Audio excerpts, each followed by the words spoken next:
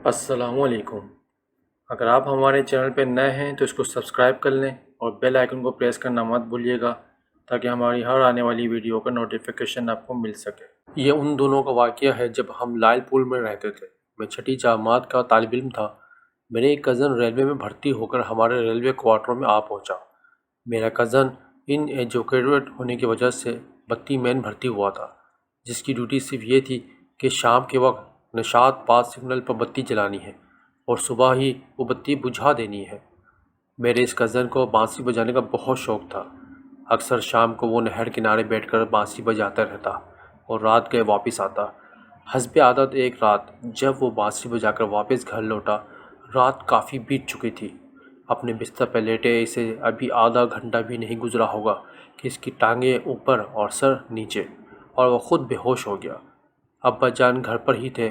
میں اور میرا چھوٹا بھائی ارشد یہ سب کچھ دیکھ کر رونے لگے، جبکہ ابا جان نے امی کی مدد سے میرے اس کزن کو، جسے ہم بھائی کہتے تھے، چارپائی پہ سیدھا کیا اور خود لالٹین لے کر کسی سیانے کو لینے کے لیے چلے گئے، کیونکہ ان دنوں ہمارے کوارٹروں میں بجلی نہیں ہوتی تھی۔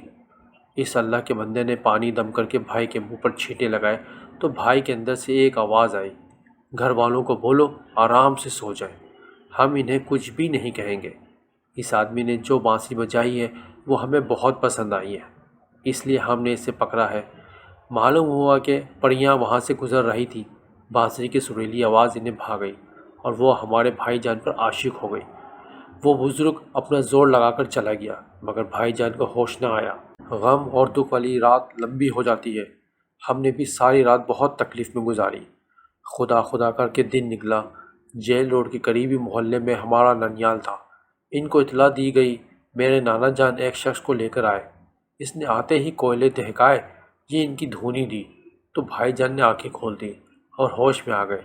ہم سب نے خدا کا لاکھ لاکھ شکر ادا کیا، مگر یہ سب کچھ عارضی ثابت ہوا۔ 2 دن کے بعد بھائی جان کو دورے پڑنے لگے۔ اب کوئی وقت بھی خالی نہ جاتا۔ صبح، دوپہر، شام، ہر وقت دورے کی حالت رہتی۔ جہاں کسی عامر بزرگ کا پتہ چلتا، ابا جان فوراً اسے لے آتے، مگر چند دن آرام کے بعد وہی حالت ہو جاتی۔ اب تو اہل محلہ نے بھی ہمارا بائیکاٹ کر دیا تھا۔ محلے کا کوئی بچہ، محلے کی کوئی عورت ہمارے گھر نہ آتے تھے۔ سب ڈر چکے تھے۔ ہمارے کوارٹر میں لاہور کی ایک فیملی رہتی تھی۔ ان کی چھوٹی بچی کافی خوبصورت تھی۔ بھائی جان کو بہت اچھی لگتی تھی، گول مٹول گڑیا جیسی۔ ہر کوئی اس کو پیار کرتا۔ بھائی صاحب کو وہ بہت اچھی لگتی تھی۔ بھائی جان جب بھی اسے بلاتے تو اس کے والدین انہیں منع کر دیتے۔ اس کا نام نائلہ تھا۔ ایک رات کا ذکر ہے کہ نائلہ کے گھر والے کافی پریشان تھے۔ پورا محلہ چھان مارا مگر وہ کہیں نہ ملی۔ چاروں نہ چار ان کے گھر والوں نے ہمارا دروازہ کھٹکھٹا ہی دیا کہ آپ ہی ہماری مدد کریں، اس مخلوق سے پوچھ کر بتائیں کہ ہماری بچی کہاں چلی گئی ہے۔ رات کو ہے، ہماری نائلہ نہیں مل رہی۔ ہم نے تو پورا محلہ چھان مارا ہے، خدا را ہماری مدد کرو۔ یہاں میں آپ کو ایک بات بتاتا چلوں کہ وہ والی مخلوق میری امی جان کی بات مان لیا کرتی تھی، جبکہ وہ ابا جان کے خلاف تھی، کیونکہ ابا عاملوں کو، بزرگوں کو گھر میں لاتے تھے۔ امی جان ان کے ساتھ بہت پیار سے پیش آتی تھی۔ یہی وجہ تھی کہ وہ امی کی بات کو غور سے سنتی اور جہاں تک ہوتا امی جان کا کہا بھی مان لیتی۔ امی نے نائلہ کے متعلق پوچھا تو بھائی جان نے کمبل ہٹایا تو نائلہ ان سے چمٹی ہوئی سو رہی تھی۔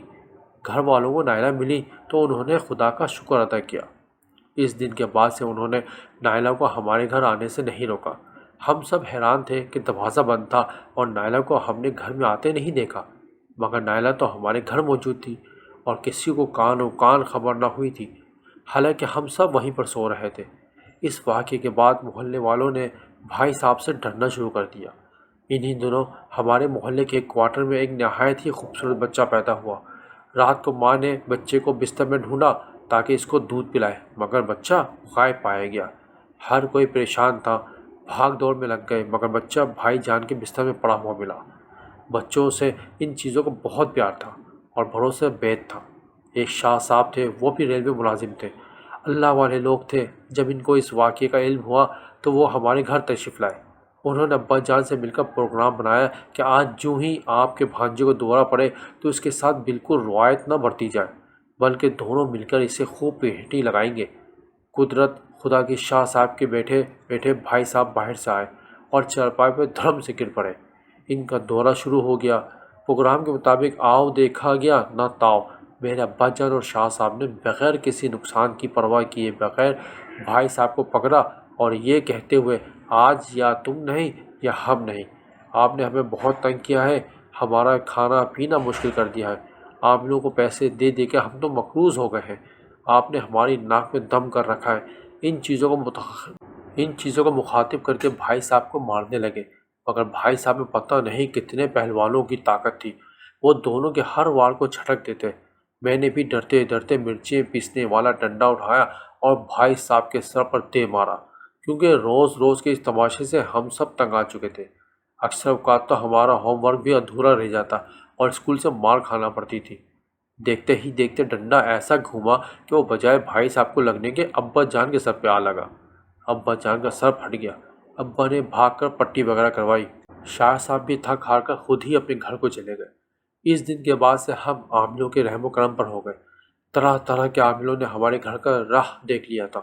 سب اپنے اپنے کمال دکھانے میں لگے ہوئے تھے، مگر بھائی صاحب کی صحت پر کوئی اثر نہ ہوا۔ اب تو دورہ بھی اور اسٹائل کا ہو گیا تھا۔ ہفتے میں 7 دن ہے اور ہر دن علیحدہ علیحدہ پڑھیوں کی ڈیوٹی لگ گئی کہ وہ ہمارے بھائی کو طرح طرح کی تکلیفیں دے گی۔ اب تو اس مخلوق نے امی جان سے باتیں کرنا شروع کر دی۔ مجھے اتنا یاد پڑتا ہے کہ اتوار کے دن پری کی ڈیوٹی تھی، وہ امی جان سے باتیں کرتی، ہمارے لیے مختلف قسم کی ٹافیاں لے کر آتی۔ وہ ٹافیاں ہمیں بھائی جان کے تکیے کے نیچے سے ملتی۔ ایک جن جس کا نام امی جان گوہر بتاتی تھی، اس کی ڈیوٹی منگل کے دن ہوا کرتی تھی۔ اس کا کام بھی آپ لوگ سن لیں۔ پچھلے ٹائم جب امی روٹیاں پکانے بیٹھی تو وہ روٹیاں کھائے جاتا، سالن والی ہنڈیا میں روٹی کے 2 ٹکڑے کرتا اور سالن لگا لگا کر کھائی جاتا۔ اگر امی جان ہنڈیا کو اٹھا کر اس کے آگے پانی کا جگ رکھ دیتی تو وہ پانی میں روٹی ڈبو ڈبو کر کھاتا، یہاں تک کہ ساری روٹیاں کھا لیتا۔ ہمارے لیے امی جان کو دوبارہ پکانا پڑتی۔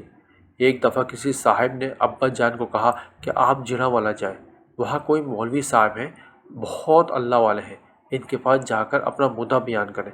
دوستوں، ان دنوں جڑاوالا کو بسیں بہت کم جایا کرتی تھیں۔ ابا جان سائیکل پر ہی جڑاوالا کے چک نمبر 30 کے لیے چلے گئے۔ رات 12 بجے جب واپس ہوئی تو نہر کی پٹری کے ساتھ جہاں اس مخلوق کی آماجگاہ تھی، وہاں پر اس مخلوق نے ابا جان کو نہر میں پٹک دیا۔ سائیکل نہر سے باہر اور ابا جان نہر کے اندر۔ سردی کی راتیں تھیں، بھیگے کپڑوں سے ابو جان گھر پہنچے۔ سائیکل اور تعویذ جو مولوی صاحب نے دیے تھے وہ وہیں نہر کے کنارے پڑے رہ گئے۔ لال ٹین کی روشنی میں رات کے پچھلے پہر میں اور امی جان نے وہاں جا کر تعویذ اور سائیکل اٹھائی اور گھر آ گئے۔ تعویذ گلے میں ڈالتے ہی بھائی صاحب کے دورے ختم۔ بھائی صاحب مکمل حشاش بشاش ہو گئے، مگر یہ خوشی بھی عارضی ثابت ہوئی۔ معلوم ہوا کہ بھائی صاحب نے ان چیزوں کے بہکاوے میں آ کر تعویذ کو اتار پھینکا ہے۔ اب پھر وہی ہو گیا، ٹانگیں اوپر اور سر نیچے۔ اس مخلوق سے جھگڑا تھا کہ ہم اسے کوکاف لے جانا چاہتے ہیں، اب ہماری راہ میں عاملوں کے ذریعے رکاوٹ ڈال دیتے ہیں۔ ایک دفعہ تو انہوں نے امی کو یہاں تک کہہ دیا کہ آپ کسی بھی بینک میں ہمارے ساتھ چلیں، نوٹوں سے جتنی چاہیں بوریاں بھر لیں، مگر ہمارا شکار ہمیں لے جانے دیں۔ مگر امی جان ہر بار ان سے کہتی کہ یہ ہمارے پاس امانت ہے، گجرانوالے سے ملازمت کرنے یہاں آیا ہے، ہم امانت میں خیانت نہیں کرنے دیں گے۔ ایک دفعہ اس مخلوق نے کہا کہ ہمیں بھائی صاحب کی تصویر دو، ہم اسے کوکاف بھیجنا چاہتے ہیں۔ امی جان نے تصویر کے متعلق کسی عامل سے بات کی تو عامل نے کہا کہ لڑکی کی تصویر کو تمباکو میں رکھ دو، پیاز اور تمباکو کے نزدیک وہ چیزیں نہیں جاتی۔ ایسا ہی کیا گیا۔ گھر میں تمباکو والا ڈبہ تھا کیونکہ ابا جان خود حقہ پیتے تھے۔ بھائی جان کی تصویر کو تمباکو والے ڈبے میں رکھ دیا گیا، مگر اس مخلوق نے ایک ہی رٹ لگا رکھی تھی، ہمیں تصویر دو، تصویر دو۔ ایک دن غصے میں آ کر امی جان نے تصویر کے ٹکڑے ٹکڑے کر دیے اور چلتی ہوئی نہر میں بہا دیے۔ امی جان تصویر کو بہانے پر مطمئن تھی، مگر وہی تصویر دوسرے دن بھائی صاحب نے امی جان کو دکھائی کہ یہی تصویر تھی نا جس کو آپ نے پھاڑ کر نہر میں بہا دیا تھا۔ امی جان بھائی کے ہاتھ میں تصویر دیکھ کر حیران رہ گئیں۔ اس طرح ایک دفعہ اس مخلوق نے میرے چھوٹے بھائی ارشد کو، جو کہ اس زمانے میں 3ری کلاس میں پڑھتا تھا، گریبان سے پکڑ کر چھت پر پھینک دیا تھا۔ بھائی اگر گھر سے باہر ہوتے تو آتے ہی بتا دیتے کہ گھر میں فلاں مہمان آیا تھا، فلاں عامل آیا تھا، اس نے فلاں فلاں باتیں کی۔ روتے دھوتے دن رات گزرتے گئے۔ بھائی صاحب کے والد تو تھے ہی نہیں، بھائیوں اور والدہ کو جب ان دونوں کے متعلق پتہ چلا تو انہوں نے بھائی صاحب سے قطع تعلق کر لیا۔ بھائی بھی مجبور تھے کہ وہ کون سا خود جان بوجھ کر ایسا کرتے تھے۔ وہ مخلوق ہی بھائی کو بلائے دے رہی تھی۔ کسی کا جی تو نہیں چاہتا تھا کہ جب وہ سوئے ہو تو اس کی ٹانگیں اوپر اور سر نیچے ہو جائے۔ بھائی کو کھانے کا ہوش نہ تھا، نہ پینے کی خبر تھی۔ جب وہ ہوش میں ہوتے تو رو پڑتے کہ ایسی زندگی سے تو موت بہتر ہے، مگر امی جان انہیں حوصلہ دے دی کہ مصیبت ہے، ٹل جائے گی، اللہ تعالیٰ بہت بڑا مہربان ہے، ضرور ایک دن اس کا فضل ہوگا اور اس مصیبت سے تمہاری جان چھوٹ جائے گی۔ میرا چھوٹا بھائی ارشد تیسری کلاس میں پڑھتا تھا۔ وہ ماشاءاللہ سے بہت خوبصورت تھا۔ بھائی صاحب کو اس سے بھی پیار تھا۔ جب کبھی کسی مخلوق سے امی جان کی بھائی کو کاف لے جانے کے متعلق بات ہوتی تو امی جان ان کو امانت میں خیانت کا بولتی، تو وہ مخلوق فوراً کہتی کہ چلو امانت میں خیانت نہیں کرتے، اپنا لخت جگر ارشد ہمیں اس امانت کے بدلے میں دے دو، تو امی جان خاموش ہو جاتے۔ اتوار والے دن جب پریزاد کی آمد ہوتی تو گھر میں خوشبو پھیل جاتی۔ امی جان فوراً کہتی کہ یہ پریزاد کی آمد کی نشانی ہے۔ چھن چھن کی آواز ہمیں تو نہ آتی مگر امی جان کو ضرور سنائی دیتی۔ گھنٹوں وہ پریزاد امی جان سے باتیں کرتی، ہماری زندگی عذاب بن کر رہ گئی تھی۔ والدین دن بہ دن مقروض ہوتے گئے۔ اسی مخلوق نے ہمارے گھر میں صرف ماتم بچھا دیا۔ میرا چھوٹا بھائی ارشد ایک دن اسکول سے واپس آتے ہی بخار میں مبتلا ہوا اور اگلے دن سحری کے وقت ہمیں روتا دھوتا چھوڑ کر اس دنیا سے چلا گیا۔ دیکھنے والوں نے دیکھا کہ اس کا پورا جسم نیلا ہو چکا تھا۔ عاملوں نے کہا کہ یہ سب کچھ اسی مخلوق کی کارستانی ہے، مگر ہم اسے رضا الہی سمجھ کر صبر شکر کر کے بیٹھ گئے۔ بھائی جان بھی اب کافی پریشان رہنے لگے، مگر ان کے بس سے باہر تھا، وہ کچھ نہیں کر سکتے تھے۔ ایک عامل نے بتایا کہ تم ایسا کرو کہ سپارہ پڑھا کرو، تب یہ مخلوق تمہارے نزدیک نہیں آئیں گی۔ مگر جب بھائی پارہ پڑھتے تو سپارہ ایک طرف اور بھائی ایک طرف۔ پتہ چلا کہ انہوں نے جو ورد بھائی صاحب کو بتایا ہے زبان سے وہ جاری ہو جاتا ہے اور وہ چیزیں فوراً حاضر ہو جاتی ہیں۔ تب بھائی کو دورہ پڑ جاتا ہے۔ کافی ٹکڑے مارنے کے بعد، جگہ جگہ کی خاک چھاننے کے بعد ہمیں جھار خانوارہ گلی نمبر 7 سے ایک صاحب کا پتہ چلا۔ ان کی فیس تو بہت تھی مگر باہر کی چیزوں پر ان کا عمل کارگر ثابت ہوا۔ ان کے عمل سے وہ چیزیں کوسوں دور بھاگ جاتی۔ خیر ان صاحب کو ڈھونڈا گیا۔ میاں جی نے کافی ٹنگ و دو کے بعد اس مخلوق کو قابو کر لیا۔ خرچہ تو ہمارا بہت ہوا مگر بھائی صاحب کو آرام آ گیا۔ 1965 کی جنگ بندی کے بعد جب ریلوے اسٹیشن الٹ پر انڈین فوج کا قبضہ تھا، ہم اپنے آبائی شہر مسرور پہنچے جب بھائی صاحب کی شادی رچائی جا رہی تھی۔ شادی کے بعد بھائی صاحب اپنے ایک دوست کے ہمراہ حضرت سلطان باہو کے دربار پر حاضری کے لیے گئے۔ اب بھائی صاحب کو دوروں وغیرہ سے مکمل نجات مل چکی تھی۔ بہت عرصے تک بلا ناغہ ہر سال وہ مزار اقدس پر حاضری دیتے رہے۔ بعد ازاں وہ عمرہ کرنے کے لیے سعودیہ بھی گئے۔ 3 سال وہاں لگانے کے بعد حاجی صابر بن کر لوٹے اور اپنے آبائی شہر میں ہوٹل بنا کر بیٹھ گئے اور پھر دل کے عارضے میں مبتلا ہو کر اس دنیا سے چلے گئے۔ ہم اس مخلوق سے تنگ آ چکے تھے۔ رسی تو جل گئی تھی مگر اس کے بل ابھی تبھی باقی تھے۔ بے شک کچی نہر کی پٹری اب پکی سڑک میں تبدیل ہو چکی تھی۔ کچے کوارٹرز کی جگہ پکے کوارٹرز بن چکے تھے۔ جڑوانا کی کچی سڑک اب پکی ہو گئی تھی، جن میں اس زمانے میں ٹریفک برائے نام ہوتی تھی، اب تو ٹریفک رکنے کا نام ہی نہیں لیتی۔ ہمیں اس مخلوق سے آئے دن پریشانی سے مبتلا ہونا پڑتا۔ ابا جان ریٹائر ہو چکے تھے، میں نے بھی میٹرک پورا کر لیا۔ کافی سوچ بچار کے بعد ہم نے لائل پل کو روتی آنکھوں سے خیر آباد کہہ دیا۔ کبھی کبھار ہم ننیال جانا پڑتا ہے مگر کوارٹروں میں جانے کی ضرورت نہیں ہوتی۔